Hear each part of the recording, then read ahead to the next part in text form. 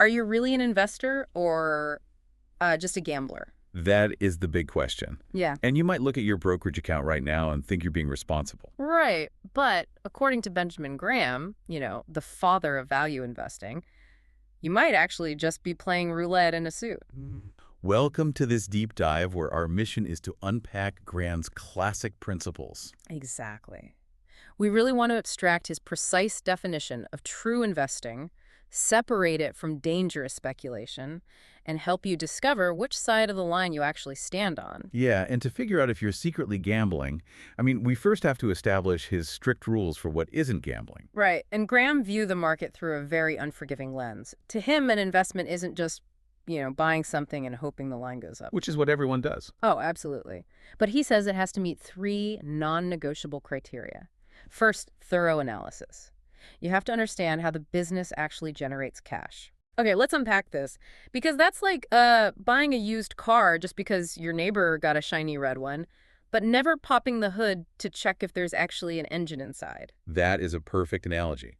If you don't check the engine, the market will eventually penalize you.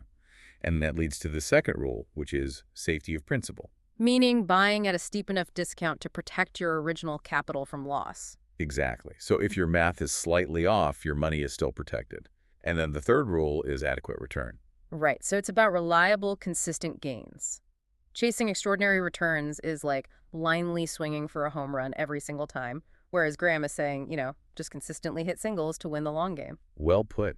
And because those rules are so strict, applying them really reveals that a lot of what we consider standard investing today is actually just pure speculation. Yeah, if deep analysis of the engine is the baseline, that disqualifies like almost everything happening on retail trading apps right now. It definitely disqualifies four massive traps that people fall into every single day.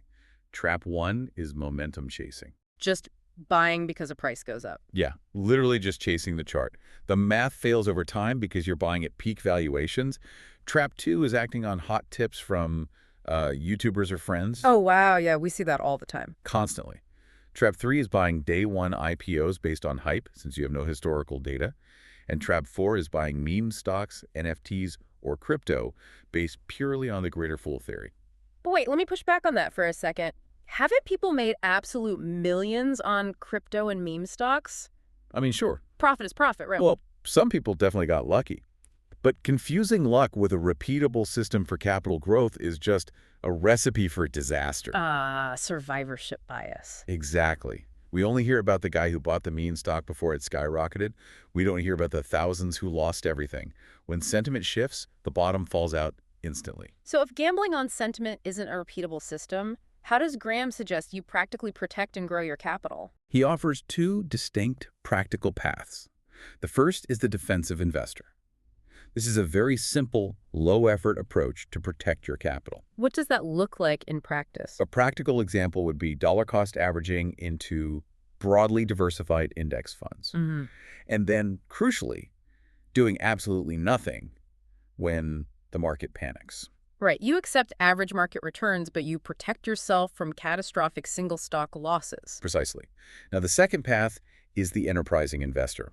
This means you are putting in intense research. Like treating it as a full-time job? Yeah, ripping apart balance sheets, finding companies trading below their liquidation value, and heavily concentrating your capital into those rare undervalued opportunities. Here's where it gets really interesting, though, because a half-hearted attempt at enterprising investing is actually way more destructive than just sticking to a defensive index fund. Oh, completely.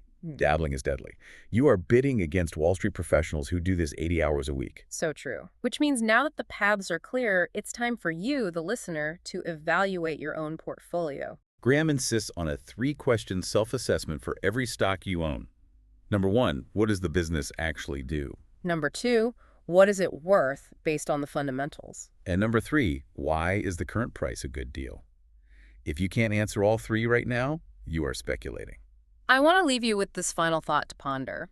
If the stock market closed tomorrow and you were legally forbidden from selling anything for 5 years, would you still feel secure in the actual businesses you own?